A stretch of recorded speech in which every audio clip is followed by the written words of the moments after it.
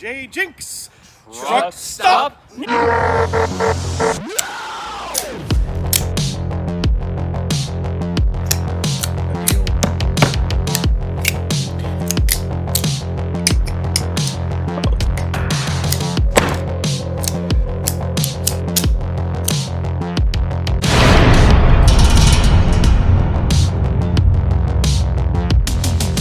This is JJ Jinx!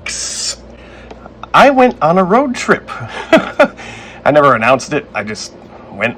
It was a combination of work and pleasure, and I bought knives. I drove through the heat dome as it traveled west to east, as I was traveling east to west, and I got back after it was gone. The timing was impeccable. I went through Pennsylvania, Ohio, Indiana, Illinois, and then I went down somewhere else. And anyway, enough of that. Let's talk about what we have in here. The first road trip knife is this one that I got from one of my staples, a Love's gas station. They have a new lineup of iridescent color gradient pieces. A couple of bullet-shaped ones, and there were a couple of other ones, but I wasn't very impressed with most of them, to be honest. They were kind of boring. It was going from like green to white or white to gold, but some of them, it was this beautiful like blue to purple, and it really caught my eye, and I just had to get one. This one, of course, is in the shape of a 44 Magnum bullet. Otherwise, it's just the same as any other Love's gas station bullet knife. Cheap, shitty, keychainy, but I applaud this new finish. It's kind of sparkly. Yeah, and that's it. I really like that look. I'd like to have some high-end knives that have that kind of thing going on. I know there's like ret dyeing and fat carbon and stuff like that, but nothing quite like this. This is going to look fantastic in my truck stop knife collection. And it cost $6 US. Then something magical happened. You ever see those images on Reddit where it's like, oh, my local Walmart had a big sale. They're selling their knives for cheap. Never happened to me before. My local Walmarts either don't have knives at all, or they never go on sale. And that, I think, is the typical experience. Happened to stop off at a Walmart in western Pennsylvania, and it finally happened to JJ Jinx. And I see posts on Reddit all the time of people like, yeah, they had a clearance sale and I bought all these knives for cheap. I'm like, you lucky dog, I never get to see that at my Walmart. Well, here we are. So I picked up a few choice pieces. One of them was this one. I already unpackaged it because I wanted a knife to carry and play with. And I already forgot the name of the model. I didn't get to use it too much. I mean, when you're road tripping, it's like, how often do you really get to use a knife? Maybe to open a package of peanuts or something. But I'll tell you, I don't think I would ever want to pay full price for this one. Here's why. Well, it's kind of cheaply put together, made of cheap materials. It is a Gerber. So not too unexpected, but there are a couple of nice things about it. First of all, the pocket clip is nice and wide and lifts off the plastic handles pretty well. No problem at all getting that in and out of my pocket. And it has a very long sheep's foot / Warren Cliffy style blade on it, not unlike the Kaiser Begleiter.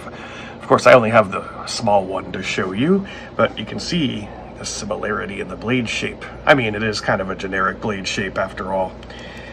Another interesting thing is what they got going on the spine of this knife. The scales are made of two pieces and they kind of come together on the back, but they leave spaces for the spacers and the stop pin.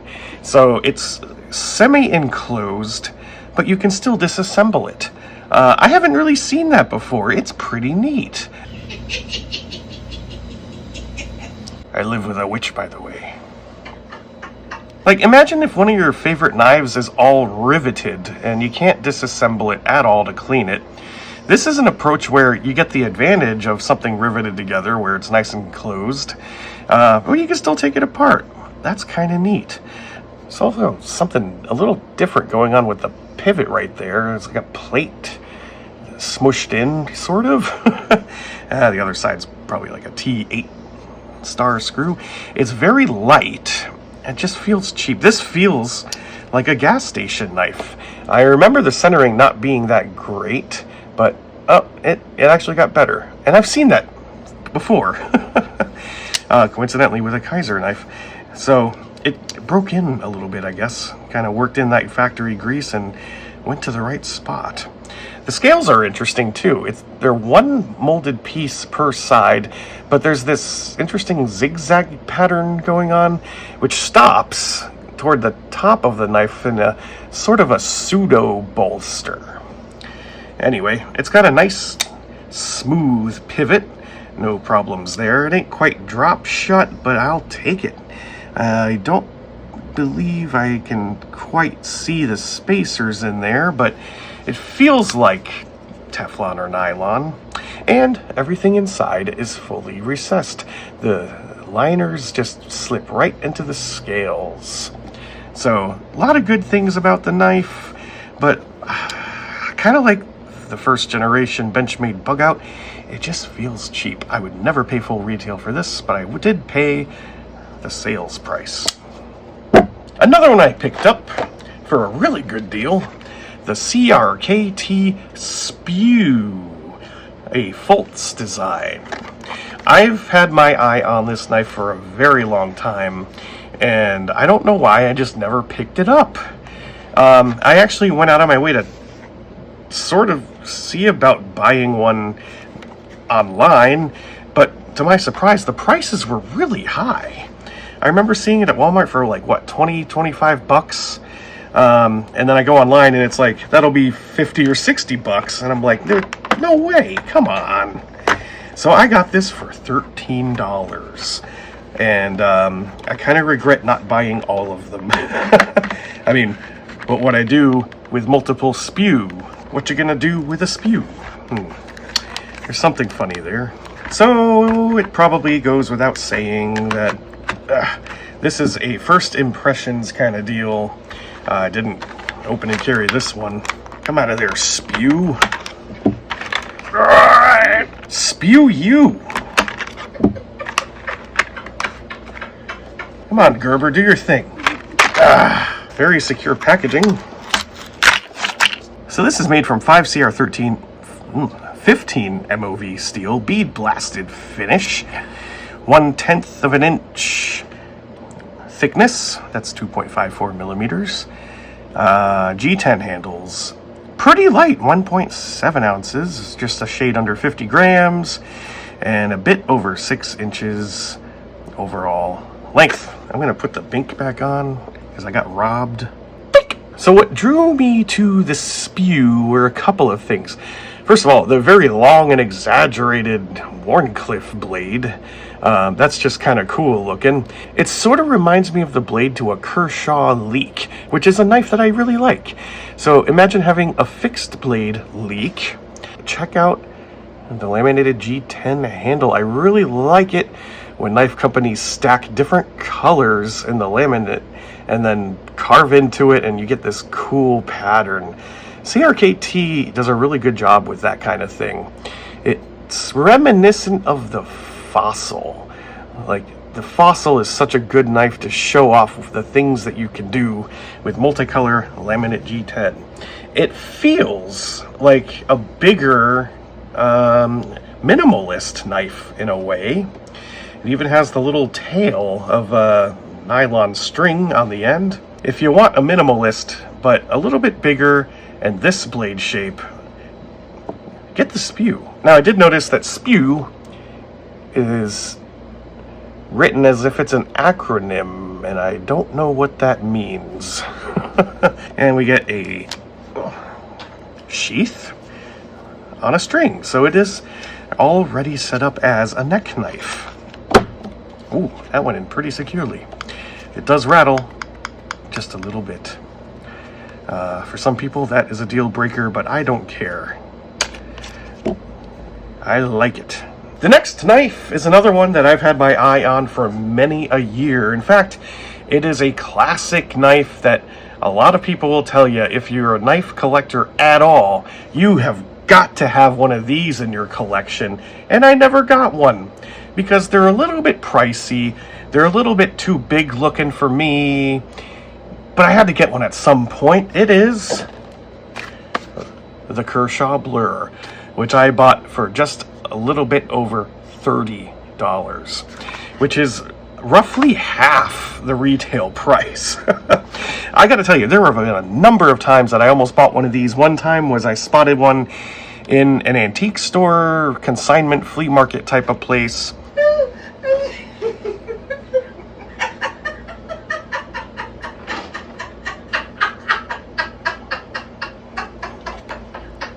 They were asking $120 for it, which means they didn't know what they had, etc. Yes, my first Blur. Do they make a mini version of this? I might want to get that one. Anyway, this is the model 1670 because that's the way that Kershaw rolls. 14C28N with a Cerakote coating. Is that the steel Kaiser uses? 14C28N. It sounds familiar.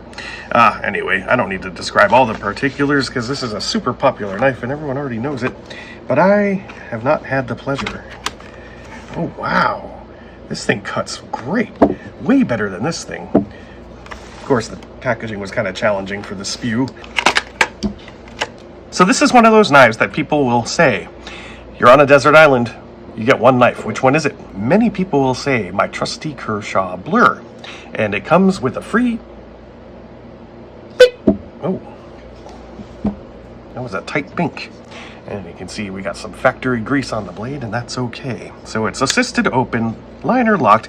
Reminds me a little bit of the ZT0350, just because of the recurve in the blade, and it's roughly the same size-ish. Although the 0350 is like a chunkier in the handle with a very rough pattern. But this has that patterning that I struggle to describe sometimes. I say it looks like it's the texture of like a roof shingle, you know? And so it's quite grippy in that regard, or it could be annoying depending on whether you're a texture person or not. Personally, I mean, I feel it, but it's not that bad. And check out the pocket clip. It looks like they do on the Leak. They work pretty well. Not deep ride for the people who like that. One of the interesting things that I've noticed right away is the thumb studs. They're angled. I never noticed that before. So when it's in the closed position, it acts as like a little ramp, and it's got jimping on them. So it's very easy to open. That's actually a really great design. This knife is innovative just for the thumb studs. If I ever do get a Sebenza, I would want something like this instead of those weird nipply looking thumb studs. Now it rockets out, zero blade play, centering is pretty perfect, and it's a lot lighter than I thought. I'm actually not sure what the scales are made of at this point. I always assumed they were aluminum, but I think they might just be plastic. And actually, the whole thing's plastic. There's no metal inserts for the liners. I think the liner lock is just kind of an independent piece embedded into the plastic scales. So a lot of weight reduction. And this could be like, you know, this model is built that way. There could be older ones or different ones that have different materials. I just don't know. I'm ignorant in that regard. And it is a Ken Onion design. Not too surprised there. It's like the Leak's bigger, badder brother. A little bit of alignment on the jimping back here. That's a nice consideration engineering wise. I like that. Lots of open space for you to get all kinds of lint and gunk in there, but probably pretty easy to swab out with a couple of Q-tips. The lockup looks not as great as I would want. This is Nie. this is nice. And you can move the pocket clip to the other side if you wanted to go with a tip up carry. Sorry, tip down. It is tip up carry, but it's not reversible, which is kind of interesting. So that is the Kershaw Blur. My first impression is pretty darn good. And as I moseyed on down the road, I just had to pick up a novelty lighter from a gas station because I always do. So I got this dragon lighter. They came in different colored dragons. This one's a bit of a gray purple look, and it was $10. And I got it because, well, I like these big novelty lighters, and I saw it for sale at some other gas stations for $20. So let's see the dragon's flame. Oh yeah, that's fun. As I was arriving in Indianapolis, I was on the inside of the 465 loop, and I saw a sign on the side of the road. Just driving down the highway, I saw a sign for Indy forged or Indy hammered knives. And right behind Indy hammered knives is the Indy forge. I will check both of them out. Before even going into the forge, check out this old tractor. I wonder when the last time this thing drove somewhere. Tractors can be pretty robust. This might still run. We got these beautiful custom knives. These mini anvils are awesome. Yeah. And those mini anvils, I think, are only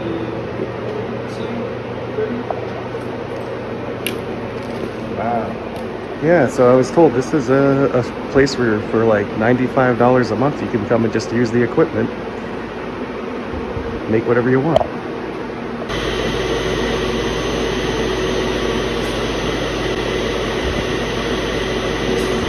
alright. 120 on the inside. Yeah. No, that's by the forges. It's more like 110 by my desk. Jeez. Well, I mean, it's a forge. It is a forge. Here's the shop. We have deer heads, some drill presses. What do we got? Old cutlery. I think the heat is affecting the lights because just beforehand they were working pretty good, but now it seems not so good. I like that. Listen, it has I'll be honest. So these are all made on site, on premises? Yeah, obviously we have some that are more collectible, like in this case here. More Yeah. collectible or more old school. All the knives in here are 20. Did you look through that? I have not. The ones in Just these getting- cases here, most of the ones over here are made by us, which are the owner and myself, Indie Hammered Knives.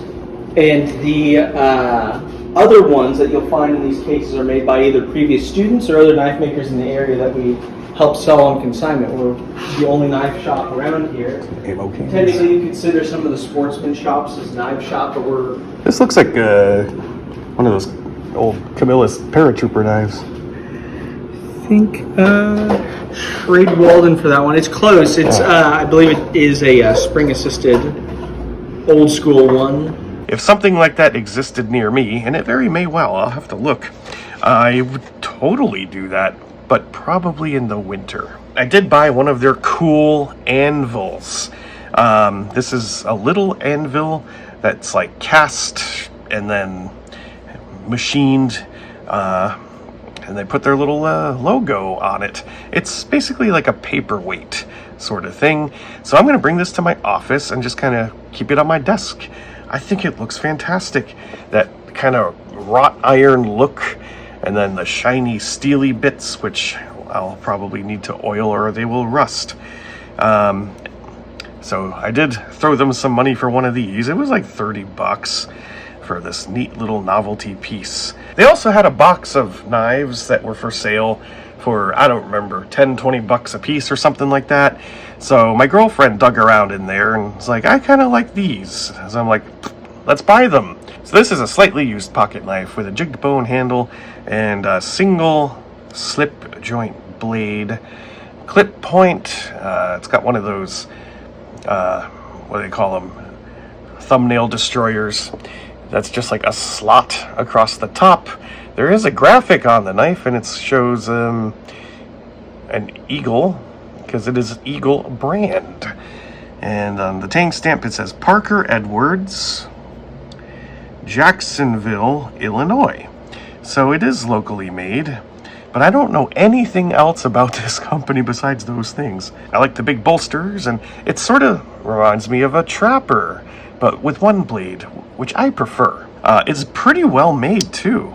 The walk and talk ain't bad. The centering's not perfect, but that's not too uncommon for these slip joint knives. No gaps at all.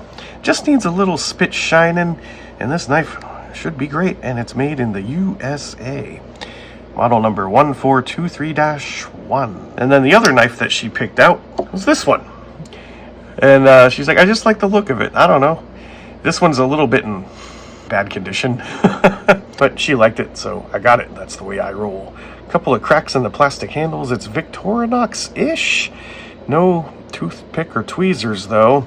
And the thing is so rusted shut that I can't get it open. I can't open any of these blades. So I'm going to use my Gerber dime to open it this way if I can.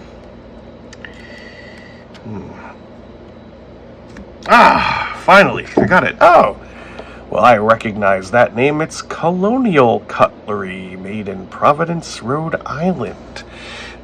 Interesting. Oh, wow. This thing has a combination of a patina and dings and rust. It looks like somebody sharpened this with an angle grinder and lost the tip at some point. Very used. Like, somebody loved this knife, and now it's in my hands. But it's got to be cleaned up. I can see, if I look in the middle down the slots where the blades go, the lighting is not going to cooperate too well. It basically looks like it got run over right at the waist, because it's got like an hourglass kind of thing going down the track. And that might be why it was so hard to deploy, and then it just came out all at once. See, this is fine. The pivot's good. It's when you try to get it into the track that it gets stiff. But now it's okay-ish. Gotta get it down in there. Now let's see if I can... Yeah, see, now it's stuck. So that's going to have to be widened out a bit. I suspect that the other blade is a pen knife. Let's find out. Oh, came out a little bit easier. And indeed it is, with a tank stamp that says made in USA. Same finish. And now with the blades open, you can see what I was talking about a little bit more. It the tracks get a little bit narrower towards the middle. Probably fixable. I'll have to work on that. It's just a little run over. It's still good. It's still good. And in the parking lot, I found for free this spent center-fired cartridge, which is full of, it's like a pepper shaker. I am getting hungry. Anyway, I just saw it on the ground and picked it up. Not even sure what caliber or anything this is. I'm not a gun guy.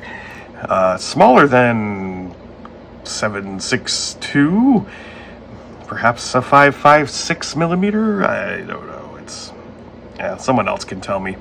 I don't know why I picked it up. I just saw it there and I'm like, free bullet casing. This will make an appearance in a separate video, but kind of in the middle of nowhere. I stopped at one of those gas stations where the bathrooms are on the outside. And this was on the toilet. It looks like a joke book. Or is it? I'm going to put this in a separate video for you to find out. Well, I finished my business in Indianapolis. We were going to head back east through PA, then, that direction. Had a quick change of plans, and I went down south instead. And paid a visit to Smoky Mountain Knife Works. I love that place. It was my second time going. I had a buddy who who just got back into the country, who lives in North Carolina, and I was like, what a perfect excuse to visit my friend. A stop at Smoky Mountain Knife Works. I picked up a few things. First, I stopped by the Frost Cutlery section, and I saw this knife on the table. It was marked down from $24.99 to $22.99, and I got it for a couple reasons. One, Frost Cutlery, I love them.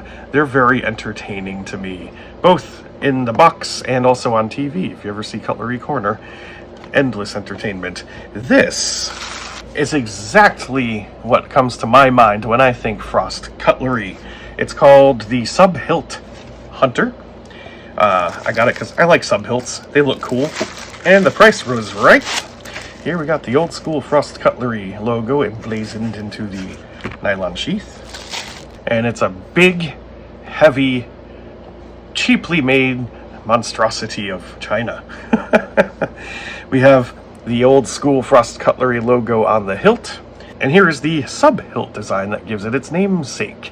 You have the main double hilt here and then kind of a half hilt there. It's a neat design. And also the handle is in classic frostwood. This is that layered combination of red, blue, and yellow that I see so often. I'm like, hey, that's frostwood. And that's actually what it's called. If you look on the box, it says right here, frostwood with brilliant blue colored handles.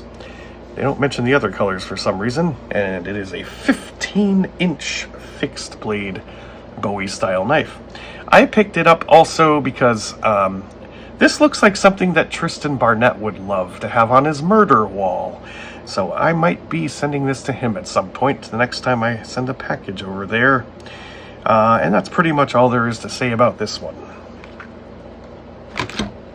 Also in their bargain bins, I had to get this one. It's the Trippy Hippie. Yes, for $10 from Wild Boar Knives. It is a rainbowy monster of a knife. It's got one of those saw-back looking clip point blades like on a Rambo knife, with a nice blue to green gradient in the handle with those kind of geometric shapes in there. And on the back, it even has a giant peace symbol. This is a knife that you pretty much have to keep in the packaging or else it loses all of its charm. Although it would double for a nice knife to carry in the month of June. And that's all there is to say about that one. You can't go to Smoky Mountain Knife Works without buying something from Ruff Ryder. And they had an interesting sale going on. From select product lines, you could buy 2 and get 1 free. And that's just what I did. I got 2 of the Wasp series and 1 from the Faded Blue Jeans series. Now I do have another knife from the Wasp series and I absolutely adored it. It was basically just a mini Sodbuster. And I liked it so much, I just got a couple of more. Of course, they come in their neat magnetic boxes. And here's the patterning that gives this series its namesake, the black and yellow laminated G10. And I got the Barlow version. Ruff Ryder makes some seriously good quality knives for the money. Their Barlows are practically all the same. Just the colors and the materials are sometimes different. And there's not much else to say about them. They're solid as hell, in my opinion.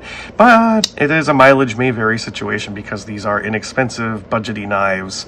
And so this particular one I got has no gaps and is just really well put together. But that is so my experience with Ruff Ryder knives so often is that they're more hit than miss, unlike certain other companies that have been around much longer. Case. And I can tell from the brass liners that this has been sitting out for a while. That has a little bit of patina going on. Not that it bothers me in the least. And if it did, you can take care of that with the usual tricks for polishing brass. Use some Brasso. A pencil eraser also works. And the Barlow, I adore because of the very big bolsters. And they are quite shiny. Look at the polish on that. It's a little bit scratchy, but that's okay. it happens. The other wasp knife I got was another personal favorite configuration, a doctor's knife. This particular one has those slanted bolsters, which I don't care for. I prefer the squared ones. But the main blade is very long and slender and sheep's foot, with a very long match, what do they call that, match pole thumb nick style thing. And it's quite nice. I don't know what the hell's going on with this other thing, because I was under the impression it was a doctor's knife, but it's got this strange pole thing. I mean, the classic doctor's knife would have a blade and a spatula, but this has a... What the hell did I buy? I just assumed it was a doctor's knife. Does that make this one of those, like, equestrian knives? But that usually has, like, the hook thing. I'm kind of mystified now. I don't really like the way it doesn't fully close, though. I just didn't look very hard when I bought this.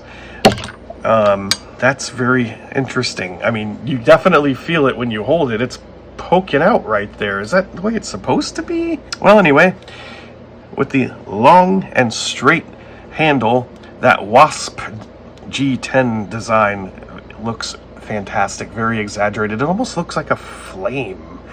I like it, but I don't know what I got. Maybe this will make an entry into my 3 Weird Knives series. Now, the Faded Blue Jeans line was one that came out a few years ago. I didn't really care for the look, but I had to get another knife to get the deal, so I got this for free, pretty much. And it is one of those giant toe knives, and I actually have this model from their Rough Rider Reserve line, and I forgot the animal toe. I want to say rhino toe, some animal. Anyway, it's huge and heavy, and I'm already kind of familiar with it, so it might also be the same as a sunfish. I'm just not sure anymore. But you know what? I like the way it looks. It does look like blue jeans. And if you think about it, I mean, blue jeans are made of cotton. My card is made from cotton. Makes sense. All you got to do is dye it blue, and it looks like jeans. Huh, fancy that. I've got a couple of knives in this configuration. Like I said, one from the Reserve line. I have one from Marbles. And the shield has a little RR in it. And I actually did carry and use my Marbles knife in this configuration quite a while ago. And it is strange. It's so beefy and big. I'm just not sure what they're for. Except if you like them big and beefy, these are for you. And the giant bolsters give you something shiny to look at until they are not shiny anymore, and then you can shine them again. Very well made. The polish is great. That's push and case quality, and as you can see, no gaps. And underneath the blue jeans micarta, you also have these sub-liners, which are orange, and that's a really nice color combination, very complementary, and it makes it pop a little bit while retaining the gentlemanly look. There were several other models available to choose from, but I went with this one because, well, I wanted another big beefy toe in my life. Speaking of the Rough Rider Reserve line, I bought another one of those as well. Check out the packaging. So the ones that I got before were in those round cans, and now they make these fancy looking boxes for them. This looks like something that like a wristwatch would be in, and it's in black and gold, and the labeling kind of makes it look like something you'd see on the front of a whiskey bottle. And it says Rough Rider Black Reserve. So I don't know much about like Black Reserve versus their other reserve knives. And it says backed for life. And because it's the Black Reserve, when I first read it, I thought it said blacked for life. Everyone's trying not to laugh. Opens like so. You get a big foamy insert, and they had a few of these Black Reserve knives I saw one that I wanted, and I can't get it out. Excuse me. And it was the very last one. This is actually the display model. And like, once they're gone, you know? They only make a certain number of these, and then they move on to the next year. So, seeing as I got the display model, and they are not available on their storefront last time I checked, this might have been the very last one in existence. You know what? I'm actually going to use this pokey thing. Oh, come on. Get it out! I am going to destroy this knife getting it out of here. Okay. And when I removed the foam insert, which I'm going to throw away now, I noticed there's a whole thing in here about Rough Rider knives. Named after Teddy Roosevelt, and it talks about the Rough Riders, how they handpick materials, and blah, blah, blah. It's a Texas toothpick. So the Black Series has the, I'm not really sure what to call that, the alternating line square pattern. And blue on black scale materials. Very, very well made. Very highly polished. No gaps. This is, once again, case quality, I would say. And it's got a half stop. Otherwise, it's just an ordinary Texas toothpick, which I started collecting these pretty early on. And so I have a whole bag of Texas toothpicks, and this will be added to them. The bolsters have an interesting little indent in them on both sides. And I saw a lot of the other Black Reserve series knives that I saw in the display case. What I noticed was that they're really, really thick. Like they had a Stockman and some other ones, and they were just stacked. And I didn't quite like that. I'm like, they're a bit too big. But this Texas toothpick knife, it kind of works for this one. Like they could have thinned it out a bit, but because the knife is already little to begin with, it kind of works. And I like the little toothpicky knives. Perfect centering. And I'm going to really enjoy doing nothing with this knife but look at it. Let's be honest. And on my way to the register, I couldn't help myself. I had to pick up something by Kershaw Cutlery. There are a couple of models I had in mind. I wanted to get a Sodbuster Jr., and I was looking for either a Caribbean blue bone or the orangey yellow bone. It didn't have any of those, so I went with the Caribbean blue. And oh my goodness, do I like this knife. First of all, the color, it's amazing. And then they have these lines kind of cut into it to give it, kind of break it up a little bit. There is polishing compound in those grooves, so I just have to clean it up a bit, and then the color will pop even more. And it actually is very nicely polished, except there's this weird spot right there that I could probably get out with a little spit shining. And unlike Rough Rider, there's a little bit of a gap here. But it's hardly noticeable. Very, very minor. In fact, it might just be, you know what, now that I'm looking closer at it, that's actually just a little bit of a, yeah, that's the pile being off a little bit.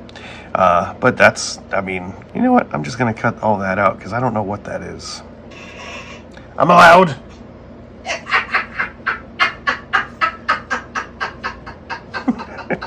I should just do a super cut of you laughing at me.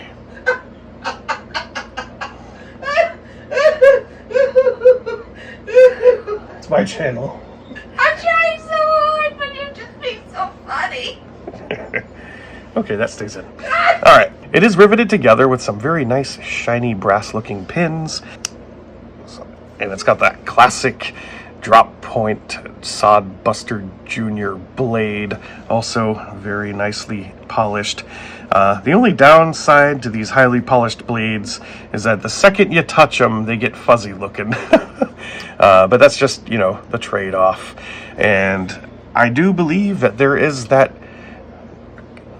traditional nasty burr on the edge of the blade that Case tends to leave on their knives. So this will need a little bit of stropping before it's serviceable. I don't know why they do that. Case just, sometimes they are perfect out of the box, and then sometimes it's like, oh no, it's got that nasty burr on the edge. Do they just forget the step to remove it? I don't know, but that's something I always check first. Does it have the case blur?